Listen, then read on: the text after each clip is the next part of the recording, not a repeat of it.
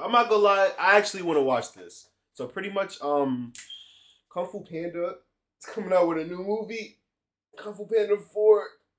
And I told y'all if y'all be watching me, I watch a lot of movie analysis and stuff like that. And I genuinely feel like movies nowadays, they're just doing the same stuff over and over again. There's not a lot of new stuff.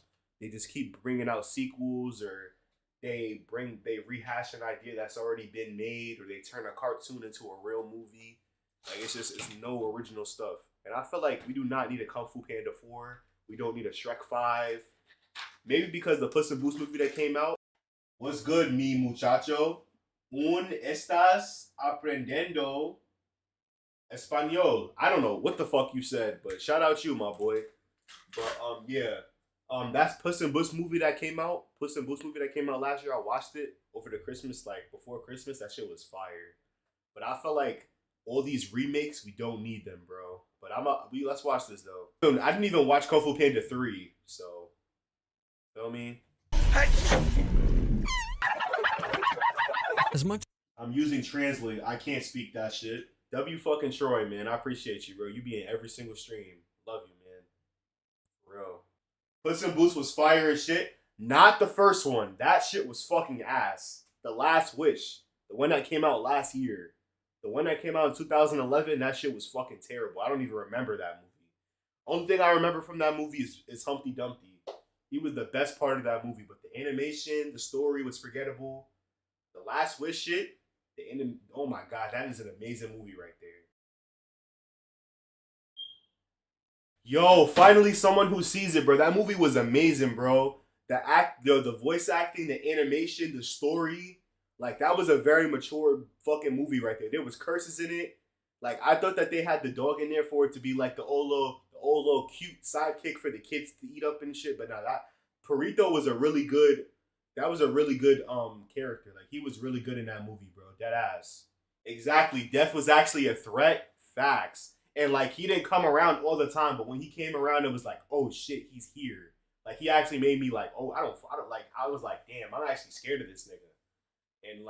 And then like it was just a whole bunch of like morals and lessons and stuff like that. Like when Puss came to reality and realized that he only has one life and he should only cherish this one life, Death was like, damn, I don't even need to fight you no more. Because he already found out the meaning of life. Because he was getting like, Puss was getting cocky.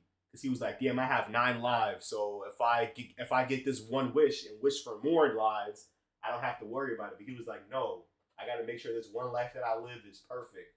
And do what I can while I'm here. It's all the lesson. It was a really good movie. I really fucked with it. The tall white nigga, the Goldie and Bear part, like, it was just a whole bunch of good stuff, bro. Like, oh my goodness, that movie was amazing, bro. I would definitely watch that again. When he went to the retirement house with all the cats, it was just like seeing him at rock bottom and him go back up. It was just so nice. And then seeing the girl cat go from not trusting people to trusting Puss and the dog.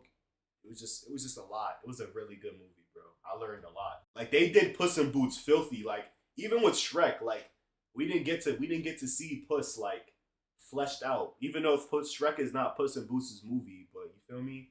That was a really good way to show Puss in Boots without Shrek. Like that fact that Puss in Boots had a life without Shrek, him as a character by himself, type shit. This is why I like big black oily men, and this is why you're about to get that ass banned, nigga. Shrek is a great movie. It is a great movie. Shrek and Madagascar are my favorite movies of all time. Shrek 2 is the best Shrek, in my humble opinion. That's the best Shrek. Shrek 2 and the fourth one. Shrek the third movie could get thrown out the franchise and would not change anything. That movie is fucking terrible. The comedy is ass. The movie makes no sense. The movie starts off with the frog dying. Like that movie is so ass. But my favorite is the second one and the fourth one. And the first one, you know what I'm saying? That's a good movie too. Started off the whole shit. The Shrek the Third, bro. I'm telling y'all, bro. Watch that movie. Watch that movie like as somebody who has a brain. I didn't like that movie even when I was a kid. They used to put that on for me to make me go to sleep, and I used to take my ass right to sleep. And I didn't even like taking naps. That movie is boring as fuck, bro. They have the wizard in there. They put Justin Timberlake in there for no reason. Fiona and her little part about the princesses. Like that movie is so ass, bro. That movie is terrible. Then Prince Charming wants to take over Far Far Away because his mom died. Like, I don't think Prince Charming deserved to be a full blown villain. He deserved to be a sidekick or have somebody with him because he was not scary enough. Like, he doesn't put no fear in my heart. The fairy godmother, though, she kind of scared me because she had power. Prince Charming didn't have shit. I really be analyzing shit though. Like, y'all probably think I'm just talking, but like, that movie was ass, bro. But the second one, the best way to make a sequel is to take what you put in the first movie and expand it 10 times more. So in the first movie, they talked about how Fiona's from far, far away. And in the second one, they took us to far, far away and showed us her parents, how she became, like, you feel me? Like, it was just like, it gave us information on stuff that we knew about already. So it was like, oh, wow, that's why this and that. You know what I'm saying? That movie was fucking amazing, bro. The songs were fire. You know what I'm saying? The first Shrek is top tier, yeah, but like the second one took everything that happened in the first Shrek, it took it to a whole nother level. Like, you would never think that like they had like real life restaurants in the real world with far, far away names. They had like Burger King, like, cause like far, far away Burger King. You know what I'm saying? There's Kings there, or I think it was Burger Queen or something like that. Like, they were just, it was just a real world, but Shrek. Like, it was just fire, bro. And the third one, fuck that shit. And the fourth one, it was just like, he learned the lesson to like not take what he has for granted. Like, he wished that he could be an ogre where everybody hated him and he lost everything that he loved. And he realized at the end that everything happens for a reason type shit. Facts. And then the first one, that's just like, you know, the lesson. I don't think there's a lesson in that movie, but it's just a really like nice-hearted, nice little comedy. You know what I'm saying? But the second one, it's a real good movie, and the fourth one is a good movie too. I don't know what they're gonna do with the fifth one. Hopefully, they don't make it ass. But yeah. Movies is throwing stuff at a wall and seeing what sticks. I'd say they've been on a roll recently. Okay, ignore that. I've never watched a Trolls movie a day in my life, and I never will. I was scrolling on TikTok, you know, back when my phone was working, and it was playing the Everybody song, you know, the trending shit that Nicki Minaj, you know what I'm saying? And there was somebody was like, yeah, I know this song from Trolls. What? How the fuck do you know the Everybody song from Trolls, bro? That nigga was definitely born after 2012. Cause what? Saying you know a song from Trolls is crazy, bro. Jump off a bridge, please. And what better way to keep that momentum going than with a brand new installment in one of their most beloved and iconic franchises. I hope Kung Fu Panda doesn't require an introduction. I can never be sure of the age range for people who watch my videos these days, but Kung Fu Panda to this day is— The first Kung Fu Panda was an amazing movie, yo. Shout out Master Oogway. That nigga was so fucking smart, man. Oh my goodness, bro. Taught me so many lessons. I remember the second one, but not as much as the first one. The first one is really good. still one of DreamWorks' most iconic and beloved franchises for its incredible art direction and animation, creative and downright breathtaking fight scenes, and it manages to be funny while having an emotional maturity to it that elevates the otherwise familiar storylines. Even if the internet has largely ruined Kung Fu Panda 2 for me. I will deadass buy a figurine of this nigga. This nigga is so smart, nigga. Holds this long stick is gay. What? And you'll usually get many people debating on the best animated trilogy of all time, or even the best film trilogy of all time, and Kung Fu Panda will frequently be brought up in those discussions. It's just that good. The franchise ended back in 2016 with Kung Fu Panda 3, neatly wrapping up the trilogy. A movie that I did not see, and I don't think I will. It's on Netflix. I might watch it just because I'm watching this on stream. I will watch it so I can tell y'all how I feel about it. But that's the only reason why I'm watching that shit. These character arcs and story. While people tend to agree that 3 wasn't as good as the previous 2, it's still a solid and satisfying conclusion all things considered, and to this day I am still shocked at how proficient DreamWorks are at making sequels this good. For the vast majority of studios, a sequel is often the mark of an easy cash grab, as much as they want to tell you that it isn't. Incredibles 2 was mid, and I am— Incredibles 2 was fucking ass. That shit was terrible, bro. Frozen 2 was ass. Yo, sequels just be ass, bro. Like, you're supposed to take what happened in the first movie and facts, but they don't be doing that though. I'm still unhappy about it. But one thing many have caught on to is that DreamWorks are pretty outlandishly good at making sequels, to the point where many agree that pretty much every sequel they've ever made has been better than the original, or at least expanded on it in some meaningful ways. How to Train Your Dragon is one of my favorite trilogies of all time, and the second movie is an honest contender for my favorite movie ever. Even sequels to films of theirs that aren't exactly great have The worst movie in the fucking world, nigga. movie is an honest contender for my favorite movie ever. Even sequels to films This movie is terrible, bro. This movie is so bad. Like, it's so bad. The animation is bad. Everything bad. They put this movie in 3D for what reason? I wish I saw the Puss in Boots movie in 3D, the one that just came out. When he's fighting and stuff, oh my god. It probably like jumps out at you type shit. films of theirs that aren't exactly great have turned out to be some of the studio's best work. Of course, sometimes that isn't the case, but it can't be denied that DreamWorks are weirdly consistent when it comes to making incredible sequels compared to their contemporaries. DreamWorks sequels, more often than not, do more than enough to justify their existence beyond the need. Like, even Madagascar, bro. My favorite Madagascar is the first one, off of nostalgia, but the second one, story-wise, is better than the first one. Cause they took the animals from the zoo, put them in Madagascar, and then the second movie they brought them to Africa to show us their Alice's family, the wildlife and everything. Like, it was just, and then we got shown how Alice got put in the zoo. Like, it was just good. It was a good sequel. It just shows us more that we needed to know.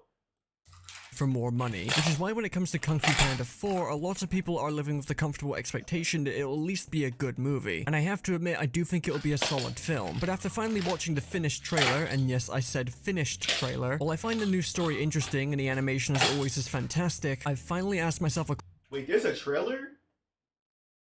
Should I watch it now or watch it after I finish watching this? Damn, what should I do? Fuck. question I don't think I've considered for a DreamWorks sequel before. Is Kung Fu Panda 4 really... Who the fuck is this? Who? Now that's his dad, okay. Who is this? I gotta watch the third one, bro. I don't know. Like, why is the Furious 5 not here? Did they die or something? I'm lost. Necessary. For the longest time, Kung Fu Panda 4 was just one of those movies that everyone knew was in production but still didn't actually believe was a thing. It was even harder to believe when earlier this year someone just leaked an unfinished version of the trailer into my Discord server, causing hundreds of people to join, grab it, and proceed to spread it across social media. DreamWorks lawyers, this was not my fault. I didn't ask for this. This happened to me. Even when I was looking at all the unfinished animation and storyboards set to placeholder music by Drake for some reason, I still didn't really believe the film existed. Not because I was completely against the idea, just completely, but because given what was being offered by the film's plot in this trailer, what they wanted to do with Poe's character and the return of many of the franchise's previous villains in service of... Like, I see, like, I'm telling y'all, bro, like, they don't be having creativity no more, bro. They just want to bring back old shit.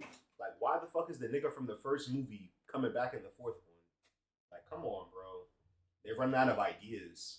New bad guy. I personally wasn't convinced that there was any reason for Kung Fu Panda to not remain a trilogy, especially given it's been 7 years since the previous installment and the sense of finality that the third movie brought to the franchise. I mean, considering the planned 6 movies we were originally supposed to get seemed to just disappear after free-released, it seems strange for the franchise to get picked up again for a new installment after so long, and that's what I want to talk about today. Is Kung Fu Panda 4, for as solid of a film that it may turn out to be, really going to be necessary? Just how many Kung Fu Panda films are we going to get if this turns out to not be the last one? And in an era obsessed with sequels and reboots of established IPs, is it okay to ask for just a little bit of closure every now and then? Let's discuss the actual trailer first. I don't like this trailer. In fact, I think this... You know what, bro? I'm gonna go watch it and come back. Destiny calls for you. Skadoosh. And to take the next step on your journey. What are you talking about? I've already taken all the steps, haven't I? There's still one left.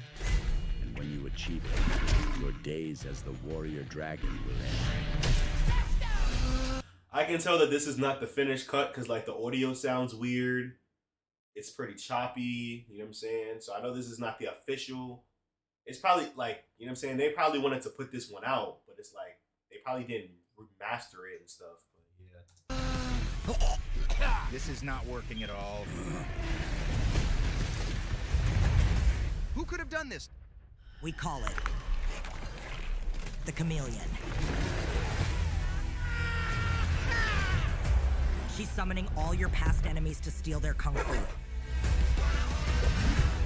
Bro, what the fuck is this Spider-Man No Way Home? Like, bro, they just love bringing old shit back, bro. What? He summoned all your old enemies to come back and fight you? Like, bro, what are we doing? I kind of fuck with the concept, though, to see how strong he is, how far he's come. Tai Lung, Lord Shen, and Kai. And we need a spiritual leader to prevent her from getting more powerful.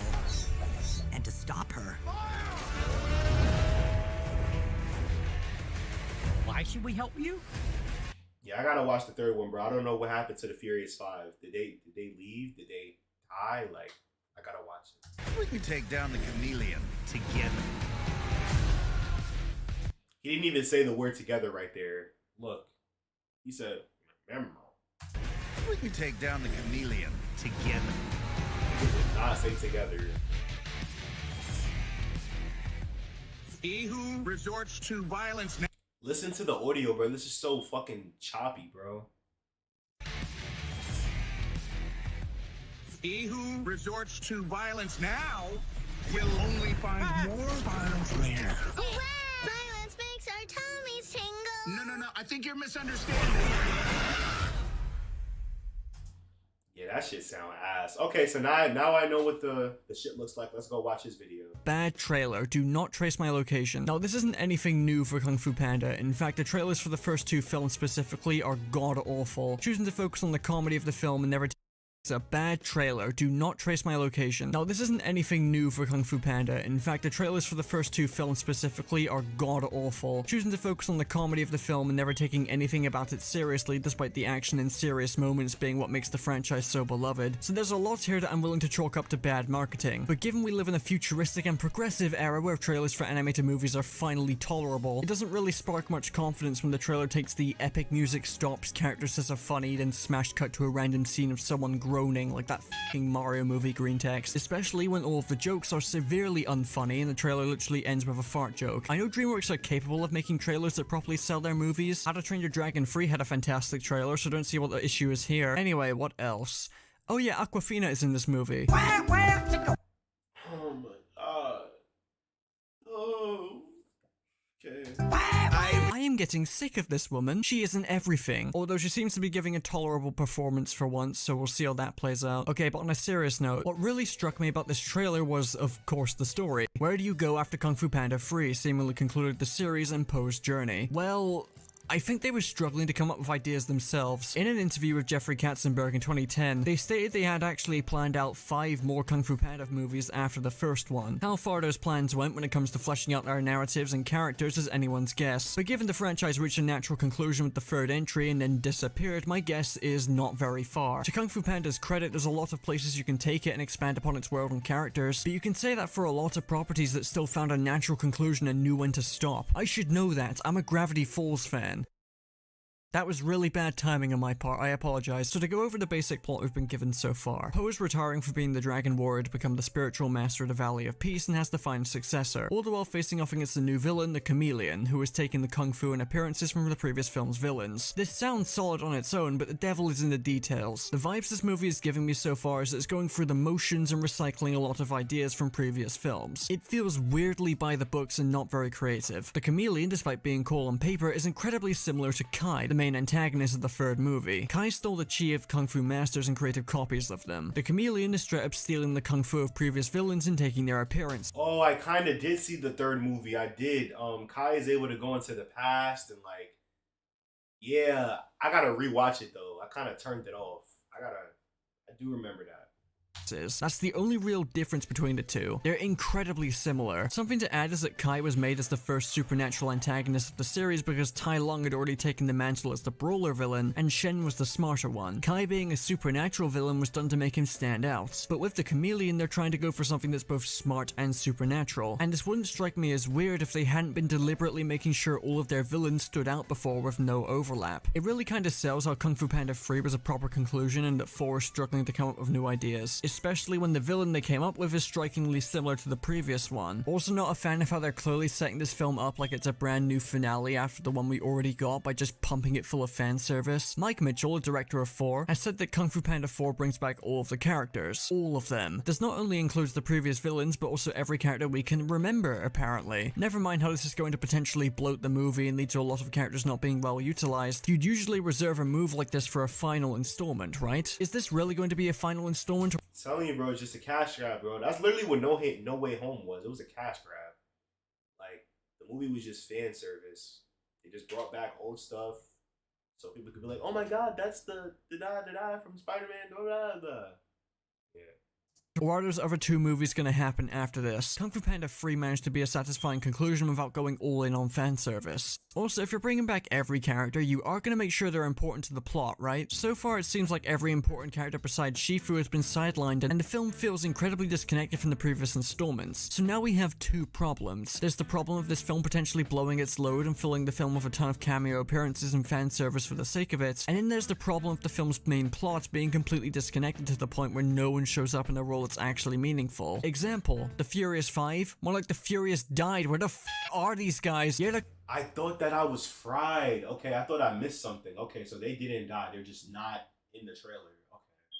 confirmed to be in the film, but they're clearly not playing a major part if the trailer is anything to go by. As the films have progressed, the 5 have slowly just become background characters of very little importance, with the exception of Tigress, and here they look to be completely irrelevant. What role do they play in this film exactly? This on its own isn't too bad, but it adds up to a lot of issues I have with what we've been shown so far, like what this film means for Poe's character. While we obviously have to wait and see what this film is actually going to do, I'm not very confident in what they're trying to do with Poe here. The whole inner peace gag is unfunny on its own and clearly put in the trailer to convince parents this is a funny movie to take your kids to watch, but it 100% feels very wrong if you remember Kung Fu Panda 2 in any capacity. Poe's whole arc in that film is about overcoming his childhood trauma, the loss of his parents, and the attempted genocide of his people by Lord Shen, finding his own inner peace. The finale of Kung Fu Panda 2 is incredibly well done and emotionally powerful. Poe's arc is what made the finale so satisfying, apart from just generally being cool as hell. Again, the movie isn't out yet, but this feels like an incredibly weird thing to make a joke about considering the weight behind Poe actually finding his inner peace. There's also the question of just how much character development is left for Poe to experience without it feeling like the film is undoing any of what he's previously learned and how much he's matured. From what we can gather from the trailer, it looks like Poe is having some sort of identity crisis and isn't taking the idea of retiring from being the Dragon Warrior very well. So much so that he's struggling to find peace with himself. And I'm sorry, but what did Poe say at the end of the last movie? Am I the son of a panda?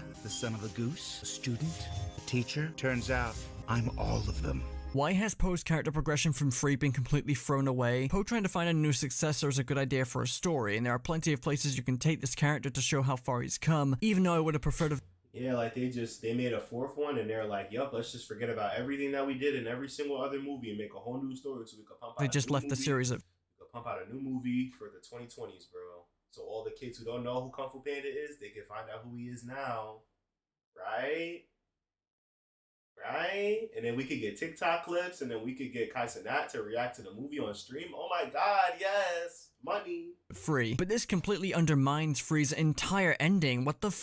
Mike Mitchell has said the film is supposed to be a love letter to the first, and that Poe's bond with Zen, this new character, is supposed to draw parallels to how he is with Shifu, which is an interesting angle to take, but we've been shown very little about Poe's inner conflict so far that actually has me fully invested in this idea. I just don't feel this movie is going to push the series or Poe forward in any meaningful way. The plot is incredibly simple so far and very derivative of the 3rd movie, especially when it comes to the villain just doing the same thing the previous villain did, but instead taking the power from previous villains this time instead of the heroes. They're clearly recycling ideas and struggling to come up with anything original, and this is on top of them resurrecting this franchise in the first place after it already had a perfectly sound conclusion. Again, the movie isn't out yet and it can absolutely prove me wrong, but given what I've seen in the finished and unfinished trailers, I don't get the sense that this movie needed to exist, and it feels a lot more uninspired than the previous 3. Which brings me to the animation and art direction. The animation, as expected, looks great. The lighting especially is fantastic, but this is expected of DreamWorks. I saw a lot of people get upset that this movie isn't going in a more stylized direction like Puss in Boots: The Last Wish did, but I really don't see this as a problem for Kung Fu Panda, as these movies always had their own unique art direction and atmosphere that they established using this style of animation, whereas Puss in Boots 1 didn't really have a visual identity at all, and greatly benefited from going in a new direction. However, something does feel slightly off of Kung Fu Panda 4's visuals. Obviously, to say this is bad animation is just crazy talk, but despite keeping aspects of the franchise's visual identity, it also has some aspects that don't really fit. Like, call these nitpicks if you want, but visually this film doesn't seem to be as consistent as the previous three, specifically when it comes to the character designs. If you've been browsing Twitter lately, please just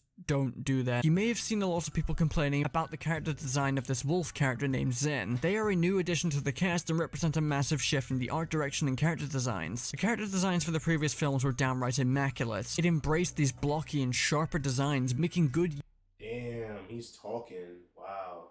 I'm locked in right now, sorry. use of distinct shapes in the characters' faces to create visually expressive designs that have an edge and a recognizable look and feel to them. Look at every member of the Furious Five, Tai Lung, Lord Shen, heck, just about every character in the previous films followed this design principle to a T, and it helps give Kung Fu Panda its visual identity. Jumping forward to Kung Fu Panda 4, it's not just Zen, but none of the new characters seem to follow this design philosophy. Zen is probably the most egregious because they play such a huge role and look like they were ripped straight out of Zootopia, especially when her wanted posters have a much better design with more pronounced features and sharper shapes. And this is only with the character designs. While I know I wasn't bugging. She does look like she's from Zootopia. I do think the movie looks great, the colors and shades are much brighter than the first three films, and lack a lot of the ambience and atmosphere that they had in spades. This, in conjunction with the character designs, has me pretty confident in saying I am not a fan of this movie's art direction so far. It just feels incredibly safe and softer and lacks the impact of the original three films, which There's no color. The color scheme is very, very dry. It's very like gray, bland. Like, look. Like in the city so far, part, it just feels incredibly safe and softer and lacks the impact it looks so gray and like depressing.